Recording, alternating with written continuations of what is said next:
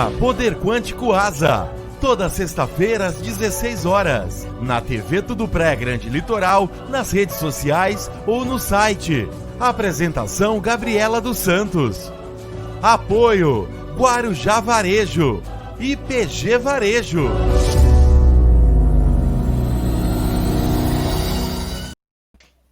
Olá a todos os telespectadores que estão presentes, nos assistindo. Quero agradecer, está começando mais um programa Poder Quântico Asa.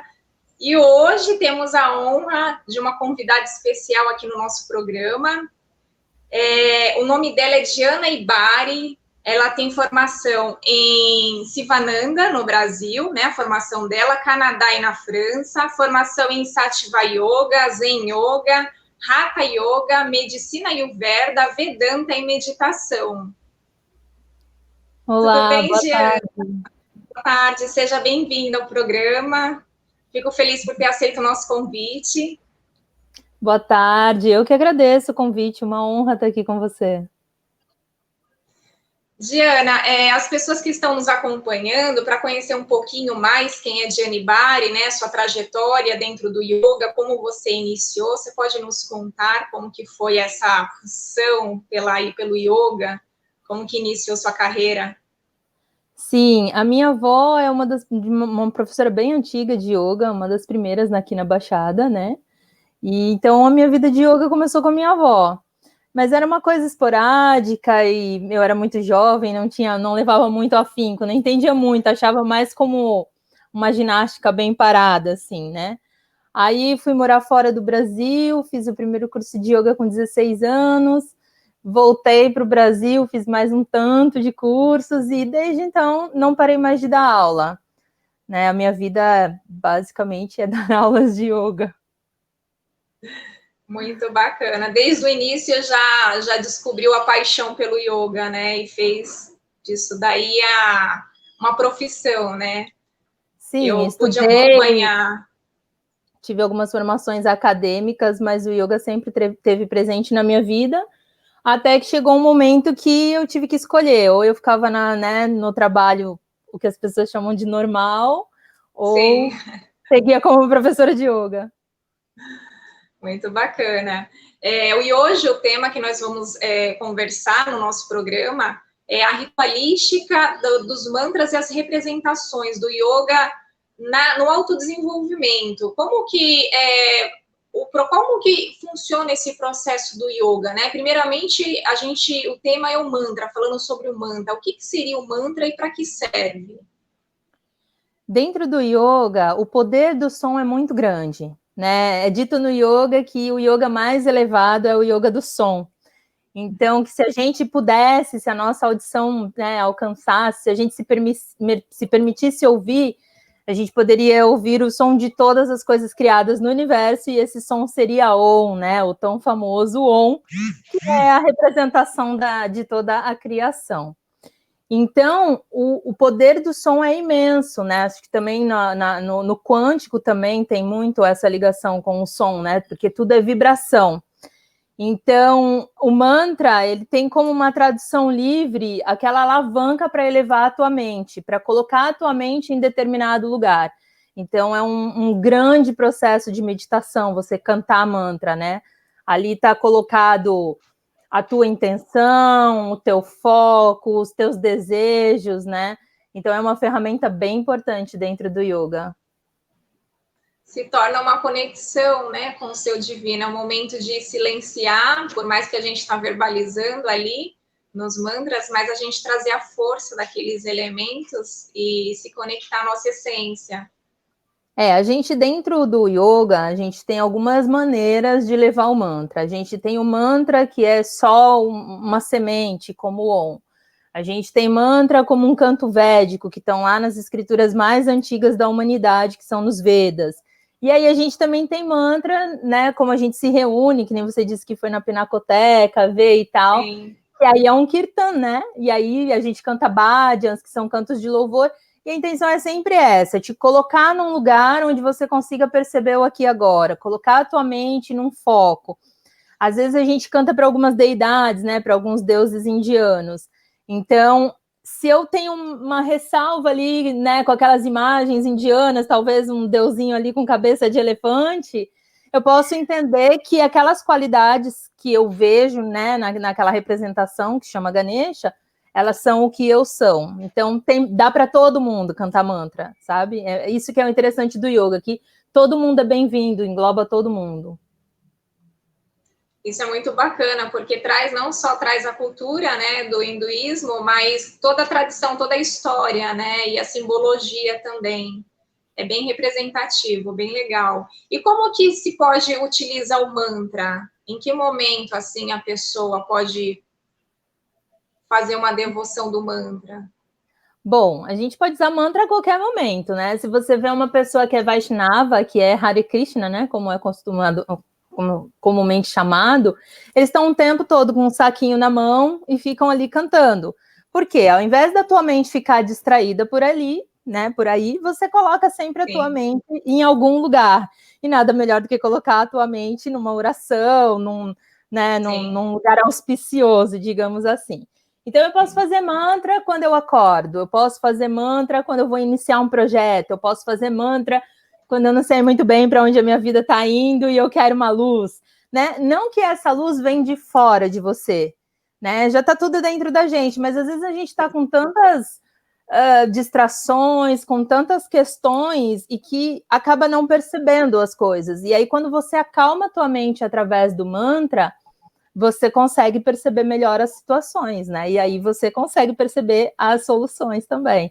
Então, o mantra, ele cabe para qualquer situação. Ao acordar, assim, pessoas mais praticantes mais ferrenhas mais ferrenhas, assim, fazem mantra quando acorda, faz mantra antes de comer, faz mantra antes de dormir, faz mantra como uma púdia, como uma cerimônia.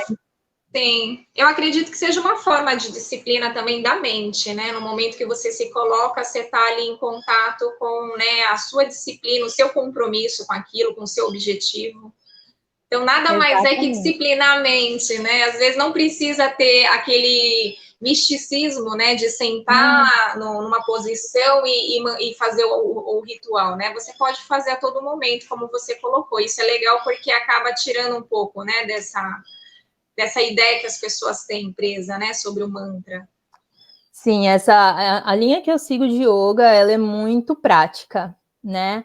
Então a gente vai tirando todos esses misticismos e deixando a coisa mais simples possível, né? Porque yoga é para todo mundo. Se você tem uma mente, se você está aqui, você pratica yoga.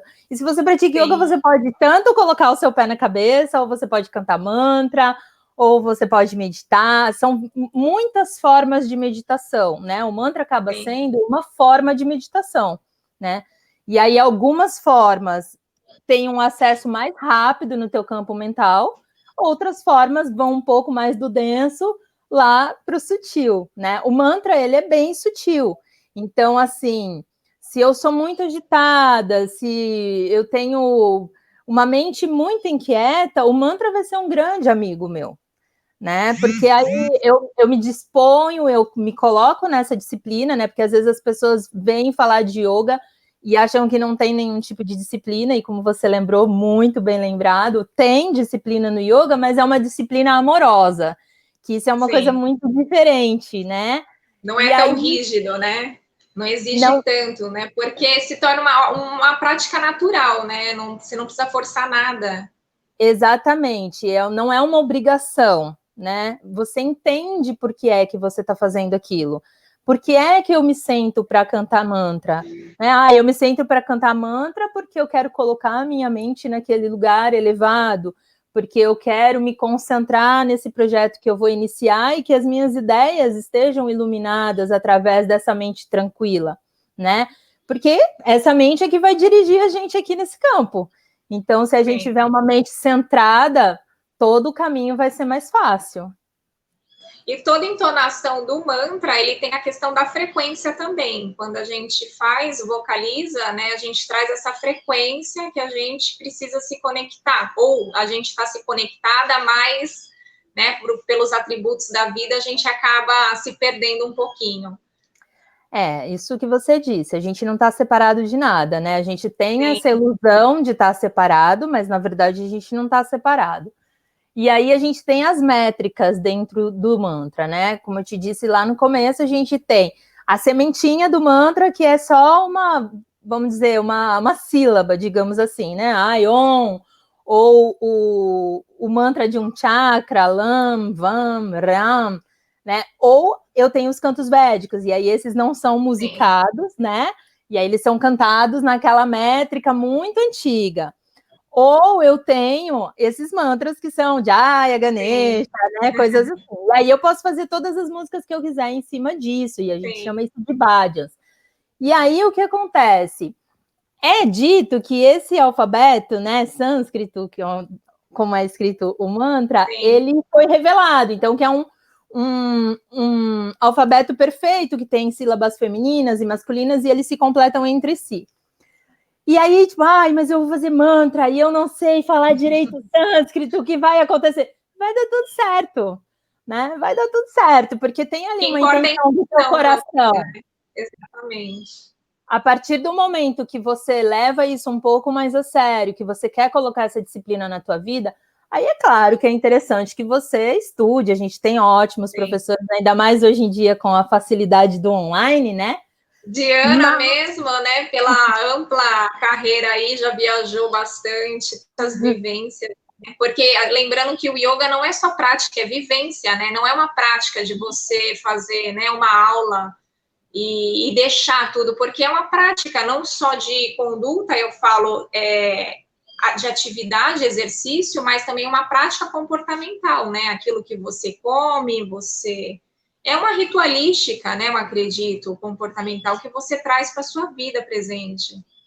É uma forma de vida, né? Porque se você for pensar, o tempo que você passa no tapete é muito pouco, né? Você vai ali, faz a tua aula de 1h30, e daí não é possível que uma tradição tão linda, tão completa, que funciona tanto, seria só para você ficar 1 hora no teu tapete, né? Exatamente. E a gente sempre fala para os alunos que quando você sai do tapete é que o yoga começa, né? A vida de verdade é que você está praticando yoga, né? Como você disse, quais são as tuas condutas, né? Como é que você lida com o fora, como é que você lida com o outro, né? A gente tem dentro do yoga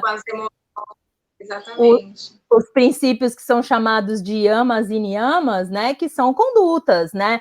Eu com todo o resto e eu comigo mesmo, né? A gente brinca ali, são meio que os 10 mandamentos do yoga, né?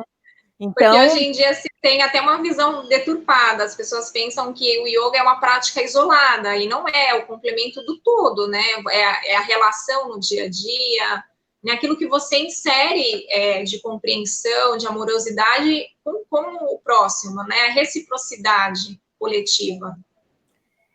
O que a gente faz no tapete, na verdade, é para que eu entenda o que eu sou, né? Sim. Aí, ali dentro do tapete, eu sou convidado a exercitar a rinsa, que é a não violência, a satya, que é a verdade.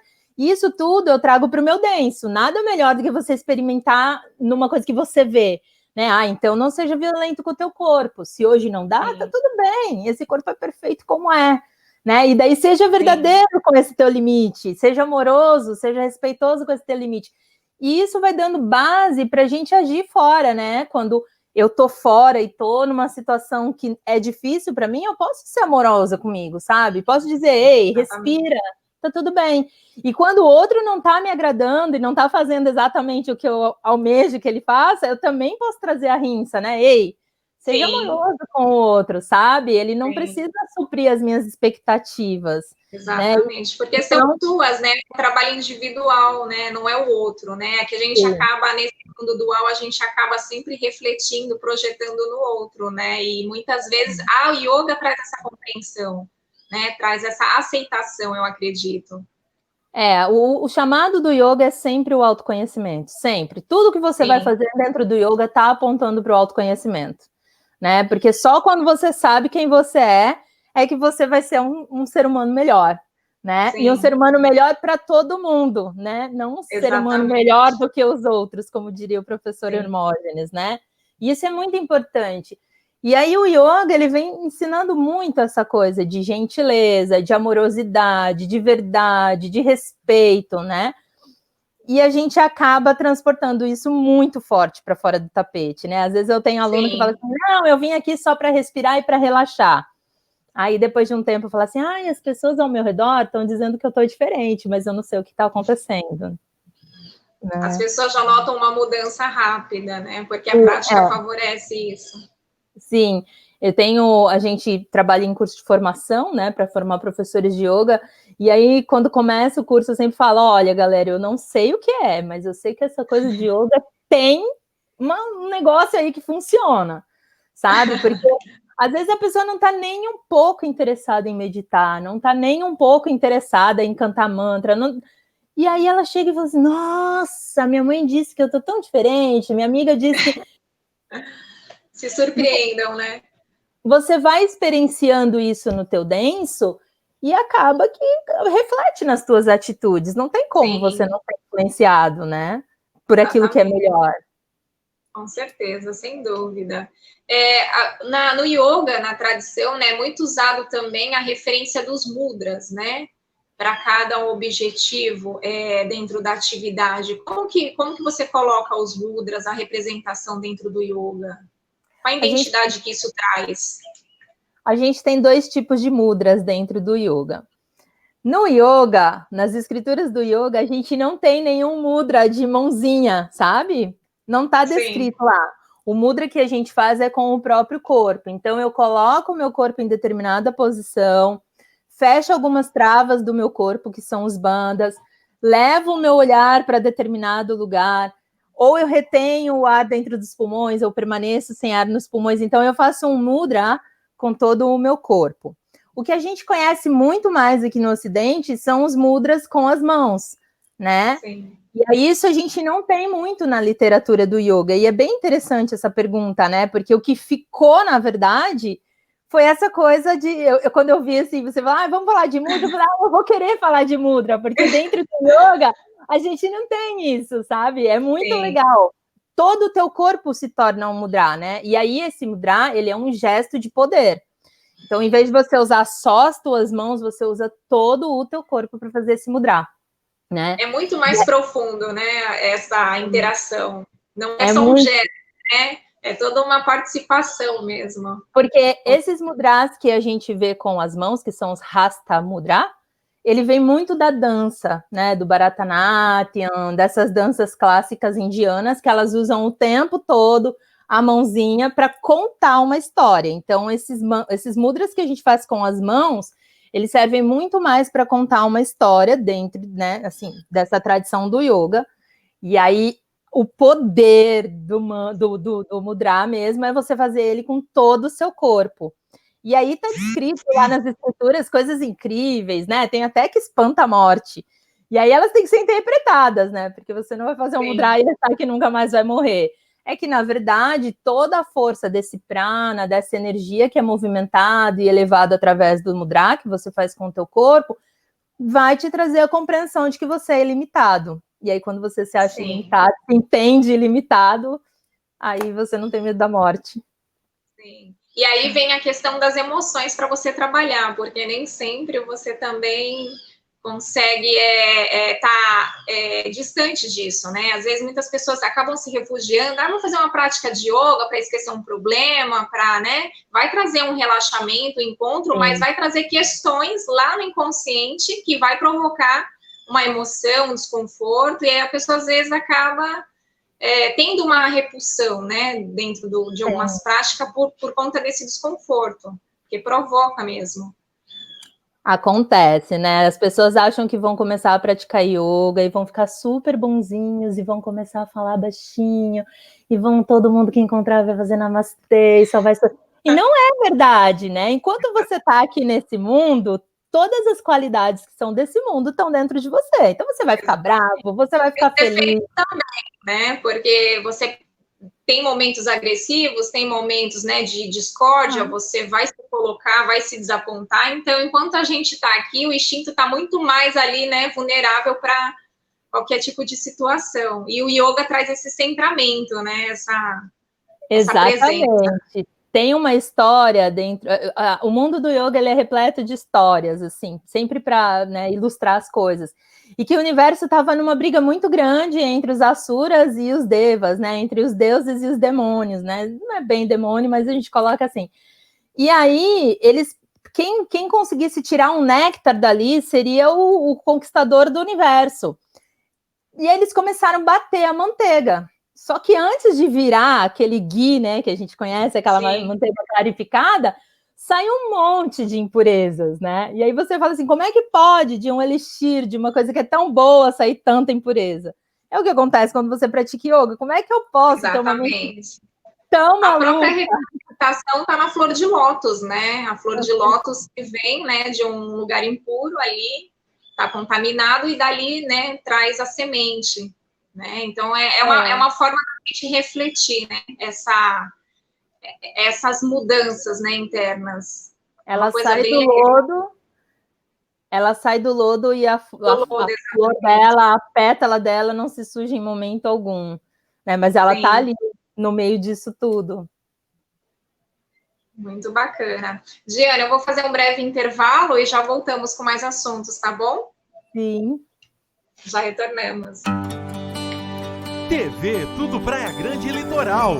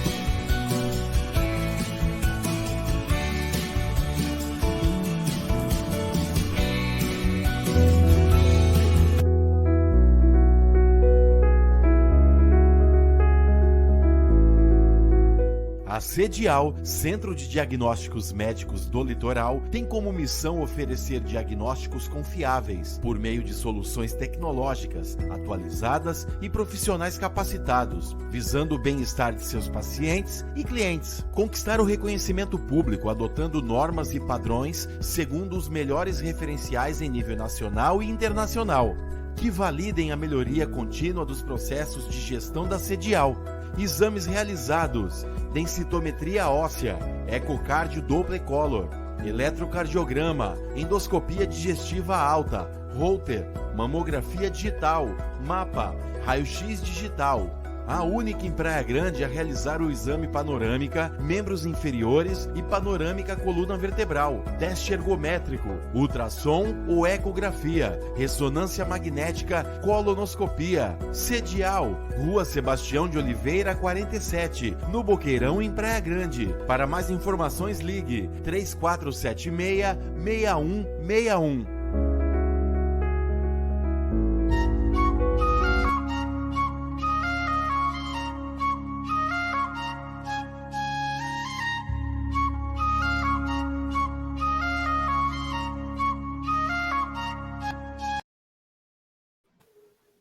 Retornando ao programa Poder Quântico Asa, e hoje o tema que nós estamos conversando com a nossa convidada querida, Diane Bari, a ritualística de mantras e as representações do yoga no autodesenvolvimento. Agradeço a todos que estão nos acompanhando. Diana, referente, no caso, a gente falou muito, discutiu sobre os mudras, né? Você desmistificou essa questão dos gestos, né? Que as pessoas hoje em dia têm como uma referência para um objetivo específico. O que representa a mandala dentro dessa representatividade do yoga? A mandala, ela tem um poder meditativo muito grande. Dentro do yoga, a gente chama elas de yantras, né?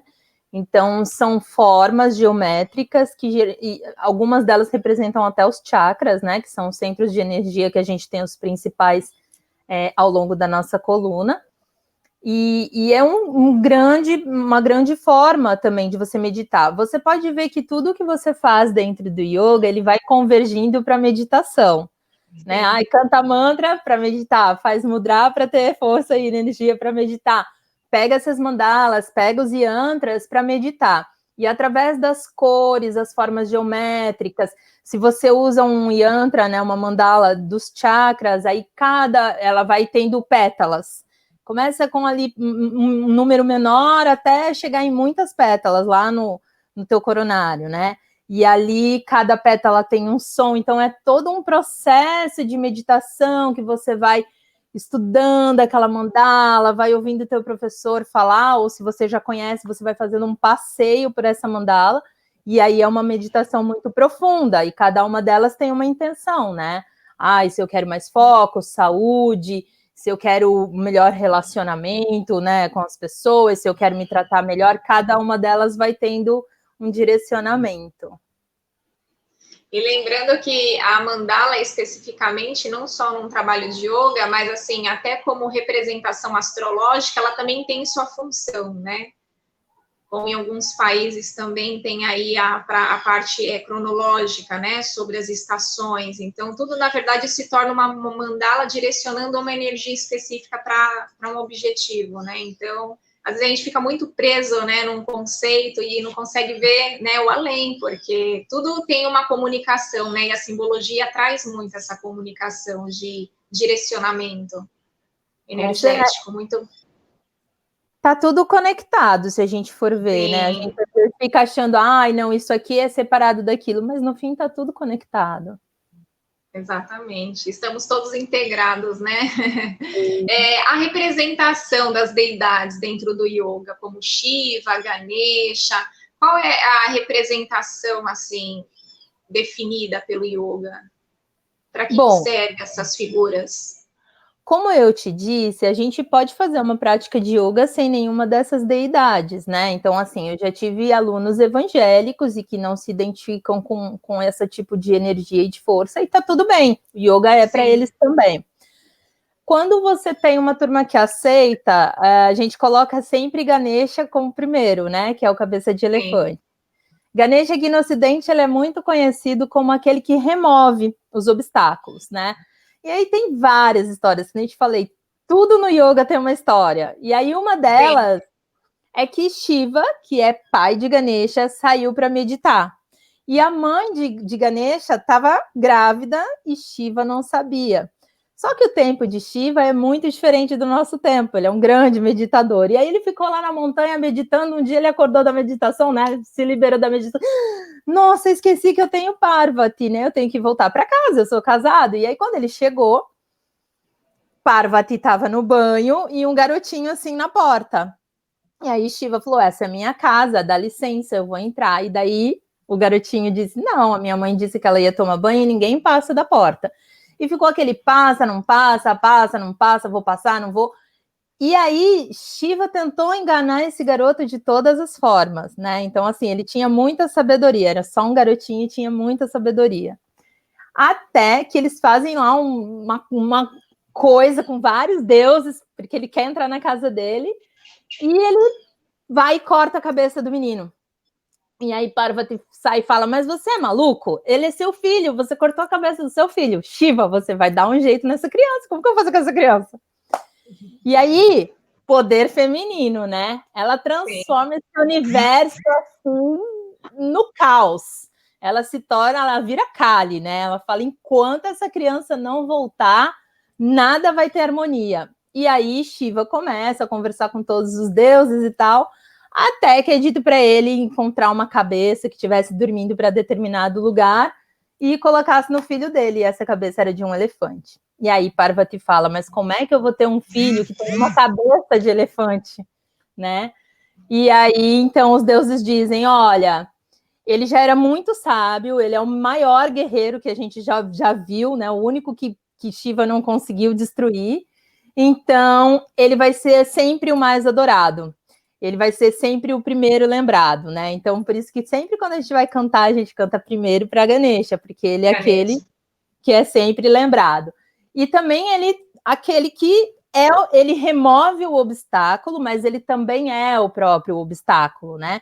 Porque é exatamente isso. A gente fica achando que os obstáculos estão fora, que os obstáculos são os outros, e, na verdade, os obstáculos somos nós mesmos, né? Então, assim, Ganesha tem toda essa força, todo o conhecimento do universo está lá no barrigão de Ganesha. Eles falam que esse universo, ele gira lá dentro do barrigão de Ganesha. Ao mesmo tempo, ele traz docinho, então ele é uma doçura, né? Ele tem todo esse poder, mas mesmo assim ele é muito doce. Então, Ganesha é o queridinho de todo mundo, né? Assim, se a pessoa tem um pouquinho de vontade de conhecer esse mundo, se permite um pouquinho, ela logo se encanta por Ganesha, porque Ganesha é o que mais tem histórias, e são as histórias mais fofas que você pode imaginar. Para quem não gosta de se relacionar com, né, uma imagem, uma pessoa, um menino que tem corpo de gente, uma cabeça de elefante, daí então você entende que todas essas representações, o conhecimento do universo, a força de um guerreiro, o entendimento de que muitas vezes, na maioria das vezes, você é o próprio obstáculo, isso é o que você é, né? Então, eu não gosto de Ganesha, mas eu entendo que isso que Ganesha está me contando é o que eu sou. Então, eu tenho força para lidar com qualquer obstáculo que seja, eu tenho toda a sabedoria que é necessária para chegar onde eu acho que o meu potencial pode me levar, né? Então, é como o teu professor coloca isso bem claro de que é para todo mundo. Né? Essa história... E é bem uma representação figurativa, porque, na verdade, existe um conceito aí de aprendizado muito profundo, né? Porque se você vê a história do menino, ele tira, decapitado, né, a cabeça, quer dizer que isso já seria a dualidade, a cabeça de elefante, que é a sabedoria, né? Então, assim, o ensinamento é muito mais, né, intenso nesse processo figurativo do que a própria imagem. É que esse processo é pessoal e é de cada um, nem todos acreditam também, né? E aí, dentro dessa construção do yoga, vocês vão fazendo, né, essa abertura de percepção, né? Vai se ampliando. Se a gente fica contando a história dele, a gente ia passar aqui até de noite, né? Porque tem muita história, é o que você falou, tem sempre uma relação com a realidade, com a praticidade da vida. Tudo no yoga é assim. Tem sempre uma relação com a verdade da vida, né? Com como que eu posso colocar isso na minha vida, né? Isso que é, assim, o que mais me encanta dentro do yoga é isso. Tudo que você faz ali serve para a tua vida, né? Eu acho que isso é muito bonito. Não é uma coisa que você está fazendo por fazer, não é uma coisa que você precisa acreditar em alguma coisa, né? Você faz e aquilo tem um efeito e funciona na tua vida. Isso que eu acho que é o mais bonito, assim, do yoga. traz essa abertura energética, né? Que a gente está a todo momento se conectando, seja com a natureza, com tudo à nossa volta, quando a gente realmente se silencia, não só numa proposta de yoga, mas em qualquer momento, seja religião, como você colocou, pessoa que é crente ou, né, tem outras religiões, ela está em conexão com o divino, né? Aquilo que ela já é em potência. Né? Não, o externo é só uma figuração, né, da representação que aquilo pode trazer como ensinamento. E a gente vê a todo momento, né, essa busca desenfreada que às vezes a gente acaba se apegando mais nas partes figurativas mesmo, né? A gente se limita um pouco em entender, né, algumas verdades. A gente não está ainda preparado para entender algumas verdades. Então, a nossa memória, a gente tem que aos pouquinhos, e o yoga traz esse trabalho, né, de você cada dia se abrir a um novo olhar, a uma nova postura. E pode falar. A gente volta lá no início, né? Então, que você vai praticar yoga, e daí você acha que você vai ficar, né, perfeito. Tem. E, né, vai bater muito essa manteiga. Então, aí você começa a perceber que você não é tão legal quanto você achou que você era. Você não é tão bonzinho quanto você achou que você era. E aí, nesse primeiro momento vem tudo isso, né? E aí depois o yoga fala para você, olha, tá tudo bem, vamos trabalhar isso aí de forma amorosa, sabe? Tudo tem jeito. Se o universo te apresenta isso, se a ordem cósmica assim se organizou, tem um jeito para a gente lidar com isso, né? Então, você vai abrindo essas portas e vai negociando o que é possível, vai mudando o que é necessário para chegar num lugar que seja adequado, onde você se sinta bem, onde você desfrute dessa plenitude que você já é, né? Isso é muito legal.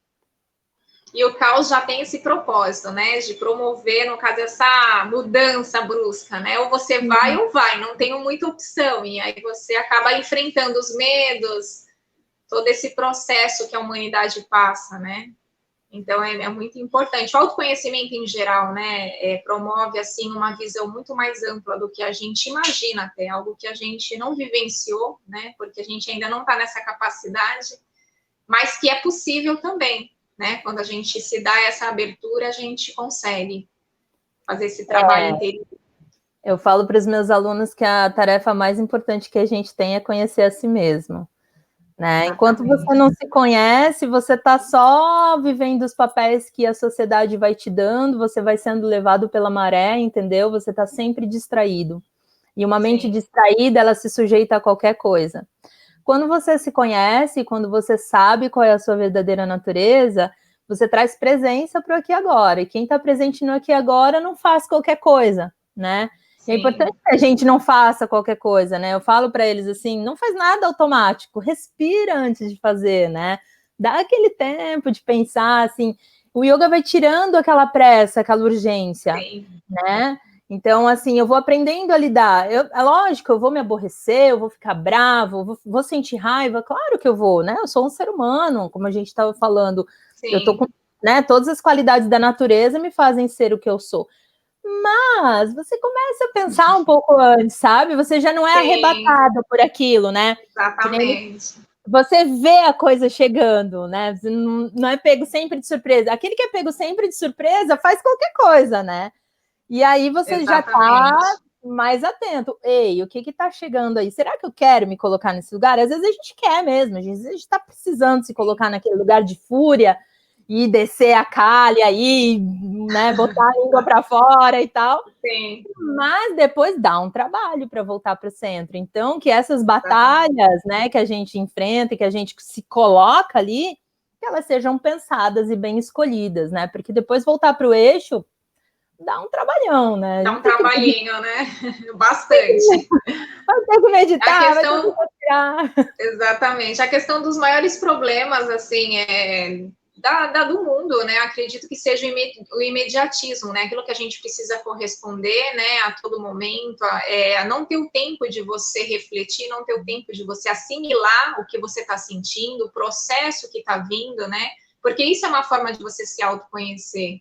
Né? E quando a gente toma essa parte do automatismo, a gente realmente não está conectado a nada.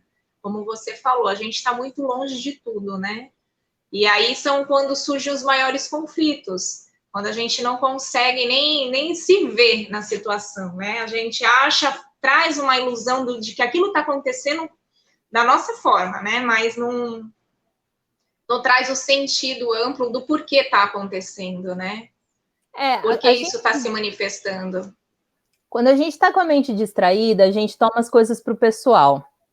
E o universo, ele não vai se organizar para fazer alguma coisa pessoal a você, né? Que nem agora nesse tempo de pandemia, eu vi muita gente falando assim, o que a gente fez para merecer isso, sabe assim? Cara, é a ordem cósmica que funciona assim, sabe? O mundo tá fluindo, o prana tá girando, não é uma coisa para, né, barrar a tua viagem para Paris e tal, né? Exatamente. Não é pessoal, né? E aí, quando você se percebe dentro de todo esse contexto, você para de levar as coisas para o pessoal porque você saiu desse automático, aí tudo fica mais fácil. É chato uma pandemia, é muito triste o tanto de perdas que a gente teve, é horrível, mas era o que tinha que acontecer. É fácil de lidar, né? Você acaba tendo, assim, mais flexibilidade, né? Você acaba compreendendo um pouquinho mais. Você sabe acomodar as coisas que você não pode mudar, né? Exatamente. Isso é muito importante, porque vão ter o universo é muito maior do que a gente, né? E vão ter muitas coisas nessa vida que a gente não vai conseguir mudar. Mas a gente muitas vezes a gente se sente tanto no controle que a gente pensa que vai controlar tudo e todos, né? E a gente não controla nem a gente, na verdade, né? Então é uma situação bem difícil mesmo. Tem aquele ditado que diz que a gente não controla nem o cabelo branco que vai nascer, né? Sai da tua cabeça, você não controla. Então, assim, a gente pode controlar como vai passar pela situação na visão do yoga, né? A situação, ela vai ser colocada ali, não vai ter jeito, né? Sei lá, destino, o nome que a pessoa gostar de dar. Sim. Mas eu posso escolher como que eu vou passar por essa situação, me lamentando. Até porque não tem privilégio, né, Diana? Não tem privilégio. Pode ser do yoga, pode ser qualquer outra situação. Ninguém está ileso, ninguém está, né, a parte do que vai acontecer. Está todo mundo nesse processo. E para cada um é individual, né? Cada um vai manifestar, reagir de uma forma. Todo mundo vai passar por todas as experiências, né? Você tem todas as emoções dentro de você. Então, ao longo da tua vida, você vai experimentar todas as emoções. Algumas vezes vai repetir algumas emoções. Umas você vai gostar muito, outras você vai detestar, e mesmo assim elas vão se repetir, porque você não controla, né? Mas você tem que saber lidar com isso, senão você vai viver uma vida de sofrimento, né? E aí não é nada legal você viver uma vida de sofrimento, uma vida de lamento, é muito triste, né? Sim. E às vezes é tão automático todas as situações que se repetem que a pessoa não se dá conta, né? Que aquilo se repete a todo momento, da mesma forma. Né? Então, assim, você realmente mesmo sai da desconexão com a sua essência, né? Então, fica mais difícil ainda o processo, né? Bem mais difícil. A mente distraída, ela é tomada por tudo, né? Ela não tem ela não sabe nunca para onde ela está indo, então ela provavelmente ela vai tomar as piores escolhas. Sim. Né? Se você está distraído o tempo todo, você erra o tempo todo o caminho, né? Na maioria das vezes é isso que acontece. A gente enxerga aqui no yoga assim, esse corpo é um carrinho, essa mente é a direção, são os pedais ali, acelera, freia, e a sua presença é a direção, né? É o que dirige ali esse corpo, essa mente. Se você tá, a tua presença, o seu ser pleno tá por aí vagando, essa mente vai fazer o que quer, vai acelerar muito, vai frear muito, não vai dar muito certo. Exatamente. Diana, agradeço muito pela sua participação no programa. Foi uma conversa muito boa. Aprendi muito com você. Tem coisas aí que eu não sabia. Pratiquei muito pouco também yoga, mais a prática, não tanto, né? A experiência, porque não que a gente foge, acho que todo mundo tem um perfil, né? Às vezes, mesmo que a gente não faça prática de yoga, a gente consegue se direcionar no autoconhecimento de outras formas, né? Necessariamente não precisa ser. Então, cada um acaba se identificando como uma forma, né, de se autodesenvolver. E eu agradeço muito mesmo. Foi muito contagiante sua presença no programa. Com certeza aí muita gente acompanhou, e quem não acompanhou vai acompanhar também, que é um assunto que muita gente hoje em dia busca, né, informação. E agradecendo a todos que nos acompanharam também. Sexta-feira que vem temos mais assuntos. Meu nome é Gabriela, eu sou terapeuta holística. Diana, você pode colocar também seu espaço, onde você atende, os cursos que você ministra também. Bom, primeiro foi uma delícia conversar com você, a gente nem vê o tempo passar, você é muito querida, muito fofa, assim, uma delícia falar com você, uma apresentadora que deixa a gente super à vontade, é lindo isso. Então, eu agradeço muito o seu convite, eu me senti honrada de estar aqui conversando com você de verdade, foi muito gostoso. E a gente tem uma escola de yoga em São Vicente, que a gente não está com nada presencial por conta da pandemia, a gente está com tudo online, né? Então, assim, estão acontecendo as práticas de yoga online pelo Zoom. Se alguém quiser participar, manda lá um recado, um WhatsApp, sei lá como é que chama, e aí faz a prática com a gente. E a gente, talvez, não sei ainda se as práticas retomam esse ano ainda presenciais. Então, a gente não está tendo kirtan, não está tendo nada, né? Mas a prática de yoga está aí disponível para todo mundo, e quem tem vontade de fazer yoga, vai sem medo. O yoga é para todo mundo, para todos os corpos, para todos os tipos de mente, quietas, inquietas, não todas as idades, sabe, assim, não tem limite. Sai daquelas ideias pré-concebidas e vai experimentar. Sim. A gente tem ótimos professores aqui na Baixada, tem ótimas escolas na Baixada, então, assim, não é uma desculpa você não praticar yoga porque não sabe direito aonde, tem muito lugar bom aqui. E aí, quem quiser pode conhecer o Sohan, né, que é Sohan Yoga e Música, Sohan Yoga e Vedanta, e participar das atividades com a gente vai ser uma felicidade ter a galera com a gente. Deixa seu contato, Di, para o pessoal que queira fazer contato direto. A gente tem o Instagram, né, que é Sohan Yoga e Vedanta, e aí tem o WhatsApp, que é 13 99753 2087. 99753 2087. Aí manda uma mensagem lá, às vezes demora um pouquinho para responder, mas em algum momento é respondido. Gratidão, viu, Di? Adorei sua presença no programa. Muito bom. E sucesso na sua jornada. Sucesso sempre. Para você parabéns, também, Gabi. Obrigada. Gratidão. Namastê. Gratidão, namastê. Gratidão a todos os ouvintes, ao Tatá, o programa, pela abertura, pela oportunidade de estar trazendo profissionais aí para a gente falar um pouquinho mais sobre autoconhecimento, passar algumas dicas. E sexta-feira que vem temos mais programa. Poder Quântico. Gratidão, namastê. Arião.